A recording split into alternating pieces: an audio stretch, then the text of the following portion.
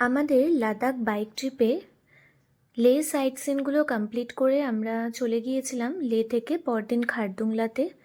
তো খারদুংলাও আমাদের ভিজিট করার পর সেখান থেকে আমরা বেরিয়ে পড়লাম নুব্রা ভ্যালির উদ্দেশ্যে। তো এই নুব্রা ভ্যালিতে যাওয়ার সময় আমাদের পূর্বে প্রথম একটা চেক পয়েন্ট, এটা খুবই গুরুত্বপূর্ণ, যার নাম হলো নর্থ পুল্লু। এই নর্থ পুল্লু লাদাখের লে শহরকে নুব্রা ভ্যালির সাথে কিন্তু যুক্ত করেছে। আর এই খারদুংলা হয়ে নুব্রায় যাওয়ার একটা চ্যালেঞ্জিং রুট হিসাবেও কিন্তু এটি পরিচিত। লাদাখ ভ্রমণে অনেকগুলো জায়গাতেই ইনার লাইন পারমিট আমাদের লাগে।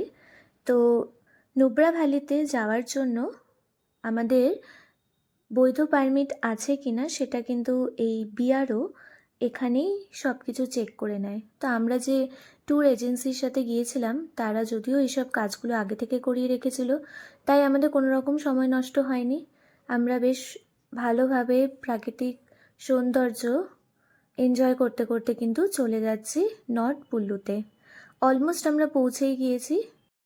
তো আমরা এগিয়ে চলেছি। সকালে ব্রেকফাস্টের পর আমাদের অনেকেরই কিন্তু খুব খিদে পেয়ে গেছে। তো ওখানে গিয়ে দেখব যে কিছু খাবার ব্যবস্থা আছে কি না। যদিও লাঞ্চ আমাদের অন্য জায়গায় হবে। তো বাইরে তো রয়েছে প্রচণ্ড ঠান্ডা, আর এই দূরে স্নো ক্যাপ মাউন্টেনগুলো ভীষণ ভালো লাগে। তো আমরা ওই জায়গা থেকেই এতক্ষণে নিচে চলে আসলাম, মানে ওই দূরেই ছিল কিন্তু খারদুংলা। তো এই আমাদের টেম্পো ট্রাভেলার, তো জানি না কিছু কারণের জন্য এখানে দাঁড়িয়েছিল। এই জায়গাটাও কিন্তু ভীষণ সুন্দর। এই যে একটা স্ট্রিম বয়ে চলেছে, জলটা কিন্তু প্রচণ্ড ঠান্ডা, পুরোটাই কিন্তু গ্লেসিয়ারের থেকে আসছে। হিমালয়ের এই মনোমুগ্ধকর দৃশ্য, এটা কিন্তু আমাদের জার্নির একটা মেমোরেবল পার্ট হয়েছিল। এই জায়গাটার থেকে মানে যেতেই ইচ্ছে করছিল না, এত সুন্দর ছিল। তা আমরা অনেকক্ষণ ধরে এখানে রেস্ট করে নিলাম, অনেক ফটোও তুললাম। আর এখানে পাশে খাওয়া দাওয়ার বলতে সেরকম কিছু ছিল না, চা ম্যাগি এসবই পাওয়া যায়। যদিও এরকম পরিবেশে যে এই খাবারগুলো পাওয়া যাচ্ছে এটাই অনেক।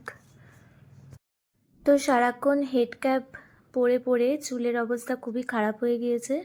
জলে হাত দিয়েই বুঝতে পারলাম যে এই স্ট্রিমটা জাস্ট চোখে দেখেই এর মজা নিতে হবে। প্রচণ্ড ঠান্ডা জল। যদিও এখান থেকে আমরা চলে যাব এবার নুব্রা ভ্যালির দিকে।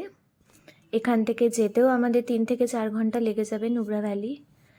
তো জার্নিগুলো যতটাই বড় হোক না কেন, জানি না কখন বাইকে চড়তে চড়তে সময়গুলো কেটে যায়।